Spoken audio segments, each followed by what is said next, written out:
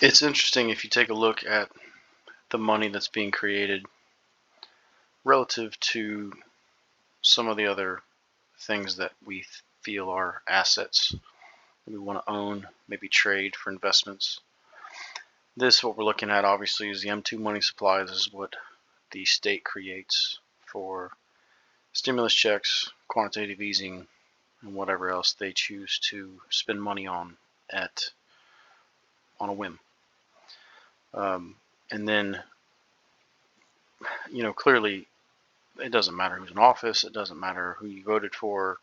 This is a systematic increase in the money supply, which is a devaluation of your time and labor, and this is a stigma on humanity.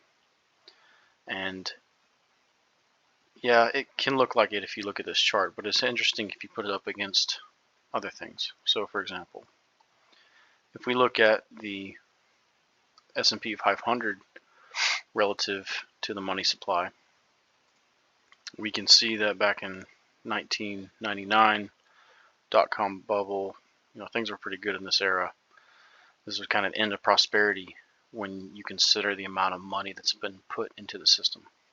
So yes, this was a bubble, this was overvalued, but all the money that's been hurled into the system has done absolutely nothing for the value of your investments.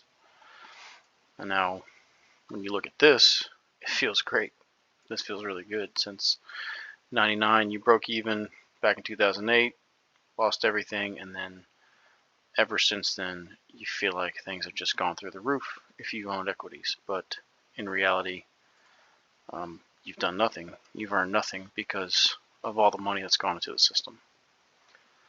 Similarly, bonds has been just a horror show. You've lost everything if you've been in bonds relative to the money supply. This goes back to 2000.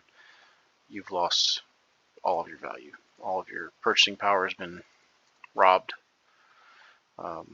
by, a giant factor of 2 at least. Moving on to, let's look at gold. So gold, same thing. It's been decimated. There is a chance that it rebounds and goes past these levels. This only goes back to 2005. I think before this, we had even higher ratios of money supply to gold. So this tells me that we have potentially a lot of room to run, but hey, everybody could get out of gold completely, go into Bitcoin. We'll go over Bitcoin later, but it tells the same story. If you just look at gold by itself, it looks pretty good. I mean, big cup with handle potential pattern, could take off, but relative to the money supply, it's done absolutely nothing. Now, Bitcoin is the most interesting thing to look at here. It is the only thing that's utterly crushed the dollar by multiple factors. This only goes back to 2012, obviously, but you can see here the money flowing into this relative to dollars it's really eye-opening to look at it from this point of view. It's the only thing that I've seen that, well, not that I've seen, that anybody's seen that's outperformed the dollar. Some other things I'm interested in. Uranium, I think, has a lot of potential. If you just look at it by itself, it's pretty much the same story. It's got a lot of room to run. This is Fukushima. So obviously since then there's been not much investment in the space.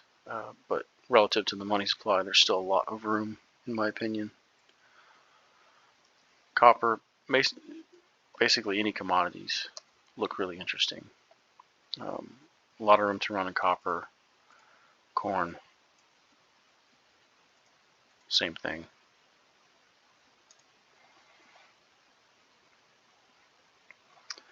If we corrected to an average level in corn,